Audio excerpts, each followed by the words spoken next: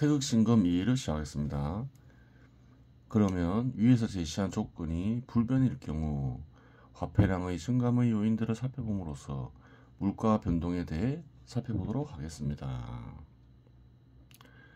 여기에는 약간의 조작이 필요한데, 국내에서 거래되는 상품 거래 규모가 2천만 원이라고 가정하였는데, 해외에서 새로운 시장에 진출하여 새로운 수요가 개척되어 300만 원의 가치가 400만 원의 가격에 팔렸다고 가정하겠습니다.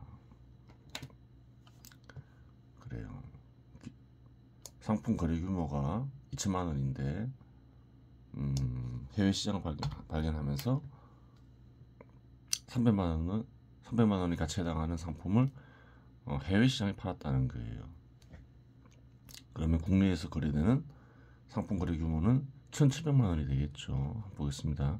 그리고 우선 생산력에 변동이 없어 생산물의 양을 늘릴 수 없다는 가정을 하겠습니다. 이럴 경우 국내 상품 거래 규모는 1,700만 원이 되며 새로이 획득한 화폐는 400만 원이 됩니다. 400만 원에 팔았으니까 소비할 수 있는 상품 거래 규모는 1,700만 원이고 400만 원의 화폐가 있게 되죠. 만일 화폐 400만 원이 모두 유통에 투입된다고 가정하여 모두 소비에 이용된다고 가정한다면 화폐량은 그전 200만 원이었으니까 600만 원이 되겠죠. 600만 원이 되는데 회전 속도가 연 10회이니 6천만 원이 되어 상품 거래 규모는 1,700만 원이 되니 물가는 3.5배 오르게 됩니다. 그렇죠. 수입을 안 하고 거래된 상품 거래 규모는 감소했고 화폐량은 크게 증가했고 증가된 화폐량이 모두 거래에 사용된다면 물가가 폭등하겠죠. 그래요. 근데 그렇지가 않죠. 왜 그런가요? 수출을 하고 얻은 화폐를 가지고 무엇을 하나요? 해외로부터 수입을 하죠. 필요한 물자를. 한국 또한 그렇죠. 수출해서 얻은 세계화폐 기능을 하는 달러를 얻으면 한국에서 부족한 물자, 식량이나 석유 이런 거를 사오죠. 그런데 여기서 300만 원 가치에 해당되는 상품을 해외에서 수입하여 소비한다면 300만 원의 화폐가 해외로 빠져나가게 되므로 화폐량은 600만 원에서 300만 원이 되고 그래요. 사회 전체적으로 수출하면서 국내 소비량이 줄어든다. 국내 소비할 게 없다. 그대로 있지 않죠. 필요한 물자를 수입하겠죠. 그래요. 그래요. 1년간 10회전 하니 3천만 원이 되면 상품 거래 규모는 1,700만 원에 수입 상품 300만 원이 추가되어 2천만 원이 되니 물가는 거래된 화폐 규모 그래요. 거래된 상품 규모 거래된 화폐 규모 3천만 원인데 거래된 상품 규모 2천만 원은 1.5대 1이 됩니다. 이런 경우 어떻게 되나요? 국내에서 거래되는 상품량은 그대로이니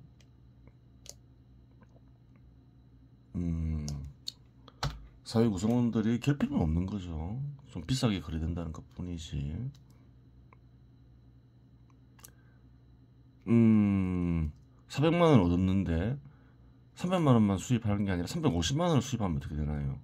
물가는 오르더라도 더 풍요로운 삶을 살게 되는 거죠. 그래요. 한국이 예전에 굉장히 가난해서 물자가 부족해서 보릿고개도 있고 그랬지만 그래요. 국제무역을 이용해서 수출도 많이 하죠. 그러면서 가난이 해결된 방식이기도 하죠. 물가는 올랐어도 수출이 감소하는 수입이 증가하는 효과와 동일하며 그래요. 수입이 감소하는 것은 수출이 증가하는 것과 같은 효과가 있는데 이는 활동 지출 가격과도 이어집니다. 그런 성향이 일정 정도 발견돼요. 한때는 네덜란드는 유전이 발굴되어 석유 수입을 중단하고 오히려 석유 수출을 하게 되었는데 화폐량이 급증하여 물가가 오르고 활동 지출 가격이 상승해 산업이 후퇴한 사례가 있습니다. 손쉽게 수출한 경우가 있었다는 거예요. 수입을 중단하면서. 그래요. 석유 수입을 중단하더라도 다른 것의 수입을 통해서 어떤가요? 물가를 조절할 필요가 있었다는 거죠. 네덜란드병은 경제학 용어 중 하나로서 주로 자원부국이 자원의 수출로 인해 일시적으로 경제 호황을 누리지만 자원부국이 어떤 자원이 채굴되면 큰 부를 누릴 수 있겠죠. 결국 물가와 통화 가치 상승으로 인해 국내 제조업이 쇠퇴해 결국 경제 침체를 겪는 현상을 의미한다. 유래 1959년 네덜란드는 북해 유전의 발견으로 인한 석유 수출로 일시적인 경제 호황을 누리게 된다. 그러나 통화 가치의 상승 및 물가 급등으로 인해 국내의 제조업 기반이 무너지면서 결국 1960, 70년대에 극심한 경제 침체를 겪게 된다. 그래요. 한번 자세히 봐야 되겠죠. 위 사례를 보면 유럽 사람들의 지적 수준과 욕망이나 한국 사람들의 지적 수준과 욕망이나 별 차이가 나지 않는다는 사실을 알 수 있습니다. 난데없이 큰 소득이 발생하고 기존에 그로 인해 거래되지 않던 화폐가 국내 상품 유입되고 그 유통화폐로 투입된다 이 말이죠. 국내 상품량이 일정하다면 물가는 당연히 급등합니다. 정부가 어떤 식으로든 돈을 많이 풀었어요. 근데 국내 상품량은 큰 변동이 없어요. 그러면 물가는 급등하겠죠.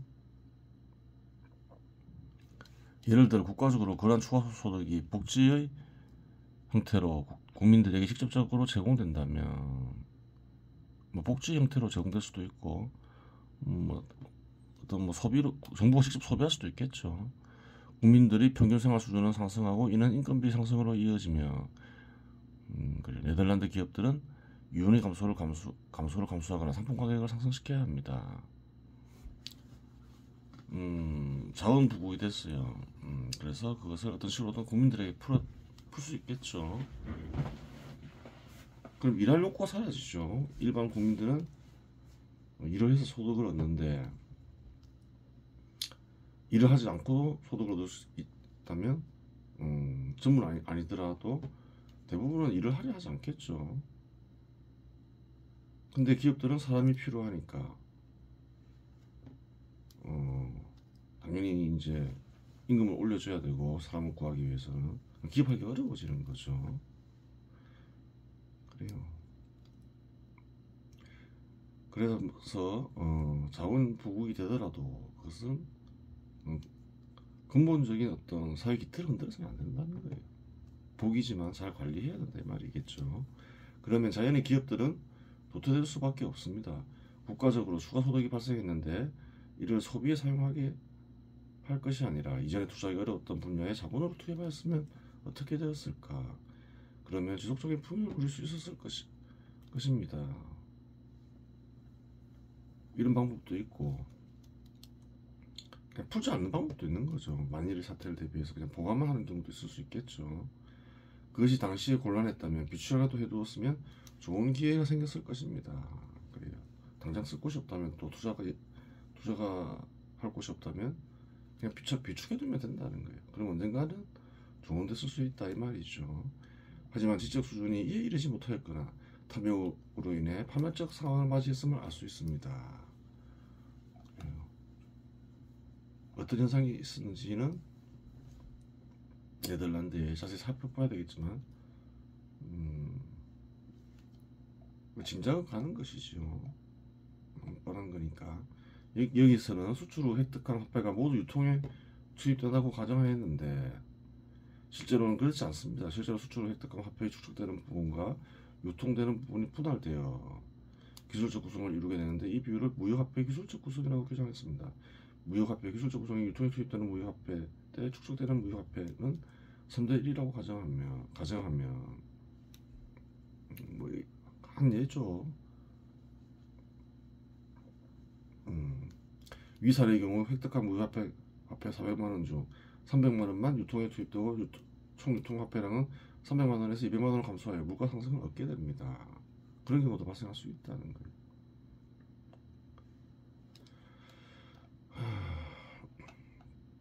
그러면 이제 이자율이 화폐량에 미치는 영향을 살펴보도록 하겠습니다.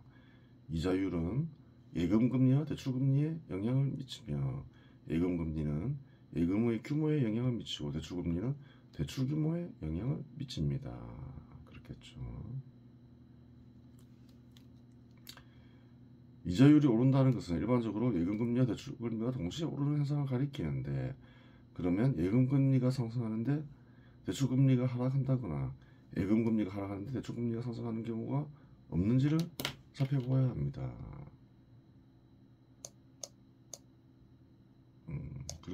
그런 경우는 흔하지 않겠죠. 그러면 금융기관이 의미가 없어지잖아요. 그런 일이 발생하면 아주 예외적인 경우겠죠. 일반적으로 발생할 수가 없죠. 그러면 금융기관이 유지될 수가 없으니까 예금금리, 대출금리 이런 게 사라지겠죠. 그러기 위해서는 우선 이자와 이자율의 본질에 대해서 아는 것이 중요합니다. 이자란 것은 사회에서 어떤 의미를 지닐까 이런 걸 한번 살펴볼 필요가 있다는 거예요. 이는 풀무원의 재무제표를 통해 이자와 이자율의 본질을 탐구해 보도록 하겠습니다. 사례를 통해서 보면 더 구체적으로 알 수 있겠죠. 다른 기업 역시 원리는 동일하며 개인 역시 마찬가지입니다. 국가로 해서 다르지도 않겠죠. 정부로 해서. 풀무원의 경우 2016년 말 기존 영업이익이 약 245억 9천만 원입니다. 245억 정도 된다 이 말이죠. 여기서 2015년 말 이윤을 획득하기 위해 투입되는 가치는 자본 약 2,980억 가까이 되죠. 한 3천억 정도. 단기 차입금 700억 원 정도 되죠. 장기 차입금 540억 원으로 전부 합하면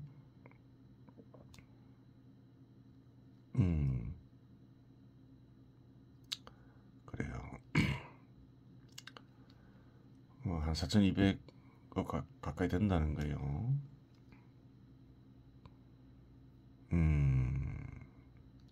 좀 가정을 보긴 봐야 돼요. 2016년 말 영업이익은 2015년 말 작업수단을 사용하여 발생시킨 추가가치이며 이윤이라고 말할 수 있으므로 2016년 영업이익에 2015년 말 투입된 가치를 나누면 이윤을 구할 수 있는데 이윤율은 5.8%가 됩니다. 투입된 가치 안에 투입된 자본에 이제 차입금이 포함될 수 있는 거죠. 그래서 한번 다시 살펴봐야 된다는 거예요. 그러면 단기 차입금과 장기 차입금을 자본에 더하면 안 되겠죠. 분리되어 있지 않은 이상은. 그래요. 하여튼 이 바닥 가정하고 한번 살펴보면 아닐 가능성이 큰데 나중에 살펴보고 2016년 말 금융비용을 보면 한 30억 원인데 이를 통해 대출금리를 구할 수 있습니다. 2016년 말 부채 크기가 줄어든 관계로 상환이 이루어졌음을 알 수 있으며 이로 인해 기업 소득 사정을 알지 못하면 정확한 대출금리를 구할 수는 없겠으나 2016년 말 금융비용에 2015년 말 부채에 해당하는 차입금을 나누면 대략적으로 대출금리를 알 수 있습니다. 그래요.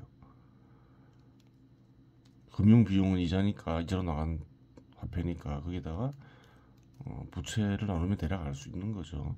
본질을 이해하는데 굳이 정확한 수치를 알아야 하는 것은 아닙니다. 2016년 말 금융비용은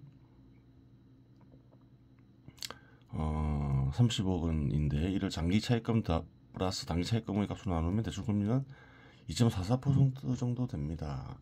차입금 역시 자기 자본과 이윤을 창출하는 데 동일한 기여를 한다고 가정하면 그래요. 실제로는 차입금을 잘못 투여하여 기대한 만큼 이윤을 획득하지 못했을 수도 있고 손실이 날 수도 있겠으나 우선 이러한 점을 무시합니다. 차입금 그래요. 1200억 원은 이윤율 5.4%를 적용하면 약 70억 가까이 되죠. 70억 원의 이윤을 창출한 것이 되고 이 중에서 이자를 지급한 것이 됩니다. 은행에 어떤 식으로 이자가 지급이 되느냐, 소득의 일부가 이자로 지급된다. 그 사실을 알 수 있는 거죠. 개인도 마찬가지고 정부도 그렇게 돼야지 유지가 될 수가 있는 거죠. 소득보다 더 많은 이자를 지급하게 되면 정부도 그렇고 기업도 그렇고 개인도 그렇고 유지될 수가 없는 거죠. 사람 같으면 살 수가 없게 되고, 즉 이윤의 일부가 대출 이자로 지급되고 이자율은 차입금이 발생시킨 이윤율을 공제하는 부분이 됨을 알 수 있습니다. 여기서 도출할 수 있는 것은 이자는 이윤의 크기에 제한을 받으며 이자율은 이윤율의 크기에 제한을 받을 수 있음을 알 수 있습니다. 결론을 우선 얘기하자면 이자는 이윤의 일부가 변형된 형태이고 이자율은 이윤율의 일부가 변형된 형태라고 하겠습니다. 좀 더 깊이 들어가자면 금융시장에서 대출 상품이 거래될 때 교환되는 것이 무엇인가 하는 부분입니다. 은행과 대출자와 사입자는 무엇을 서로 거래하느냐, 그걸 알아야 되겠죠. 무채가 거래되는 건 아니니까 마치 이상하게 거래가 안 되는 것처럼 보이잖아요. 근데 그거 역시 거래가 이루어지고 있다, 이렇게 얘기하고 있는 거죠. 차입자가 대출자로부터 100만 원을 대출받으면 100만 원의 원금이 교환되었는가 우선 살펴볼 수 있는데, 원금이 교환되면 원금은 차입자 것이 돼야 되는 거죠. 근데 그렇지 않죠. 차입자가 100만 원에 대해서 대출자에게 등감으로 제공한 것이 없습니다. 100만 원을 받았는데 100만 원에 해당하는 무언가를 준 게 없다는 거예요. 실상 100만 원이라는 원금은 계약에 따라 상환해야 하는 것이니 차입자는 사용할 수 있는 권리, 즉 점유권을 획득한 것이지 소유권을 획득한 것은 아닙니다. 그러면 다른 각도에서 접근해야 하는데, 대출자는 계약에 입각해 차입자에게 대출 금리를 적용시켜 이자를 받습니다. 그리고 이자를 지급하고 받는 것은 화폐가 지닌 이윤을 창출할 수 있는 능력입니다. 즉 대출자가 차입자가 표현한 것은 원금이 아니라 화폐가 지닌 능력과 이자율이 각각 일정한 화폐량, 즉 이자가 되는 것입니다. 이렇게 얘기했는데 좀 더 정확하게 표현하면 뭘까요? 대출자와 차입자에게 공급하는 대상은 일정 기간 화폐를 사용할 수 있는 권리이고, 차입자가 대출자에게 공급하는 대상은 그러한 권리를 사용한 대가인 이자로 표시되는 화폐이다. 그렇죠. 정확하게 등가시킬 수 있는 것들이 있다는 거예요. 따라서 이것 둘과는 거래란 것이 시장에서 거래한 것이지 뭐 특별한 게 아니다, 이렇게 얘기하고 있는 거죠. 한국에서는 은행들이 이자 장사를 한다고 생각하는 이들이 많은데 이는 무식의 소치라고 말할 수 있다. 은행은 어떻게 손을 넣나요? 공급하는 대상을 가지고 장사를 한다고 하죠. 이자를 파는 게 아니잖아요. 은행은 이자를 받는 것이지. 그러니까 잘못 생각하는 거라는 거예요. 공급하는 대상으로 장사하기에 일정 기간 화폐를 사용할 수 있는 권리를 장사한다고 말해야 맞는 말이 된다. 그렇죠. 그러면 이제 예금금리에 대해서 살펴보겠는데, 이는 위에서 제시한 대출자와 차입자의 형식과 동일합니다. 예금자가 금융기관에 보관하는 가치는 금융기관에게 소유권을 이전한 것이 아니고 금융기관은 계약에 입각해 예금자에게 원금을 상환해야 합니다. 그렇죠. 예금자가 금융기관에 원금을 준 게 아니죠. 따라서 교환한 것은 앞의 논리와 마찬가지로 원금이 될 수 없습니다. 예금자는 대출자가 되고 금융기관은 차입자가 되어 예금자는 금융기관으로부터 예금금리에 입각해 이자를 받습니다. 그러면 금융기관이 받는 것도 있어야 하는데 금융기관은 예대마진을 이용해 이윤을 획득합니다. 하지만 이 이윤은 확정된 것이 아니니 역시 기대이윤이며 기대이윤이 되며 예금자와 금융기관이 서로 교환하는 것은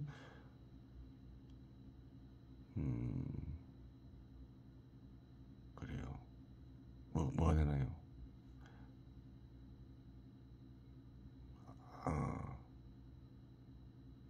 기대윤이 됩니다. 이렇게 해야 되겠죠.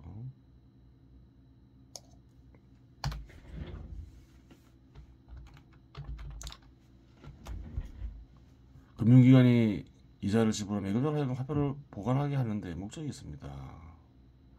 물론 그 목적은 지불하는 이자보다 더 큰 소득을 얻는 것입니다. 즉 금융기관이 받는 것은 일정 기간 화폐를 사용할 수 있는 권리입니다. 그렇죠.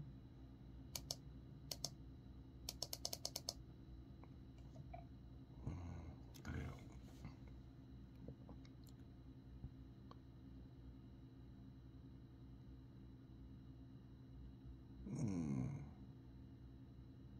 지워야 되겠죠.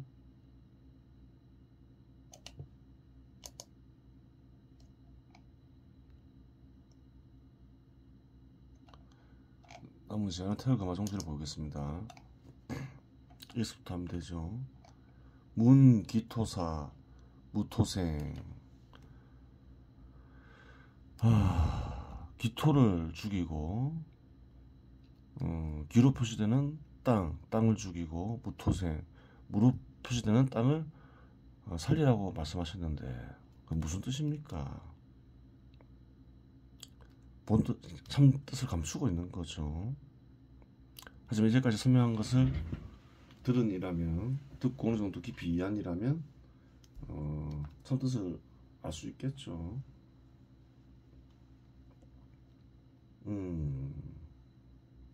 뭘까요? 무토로 살려라, 을을 살려라 이 말이죠. 기토는 뭐 넋을 그치라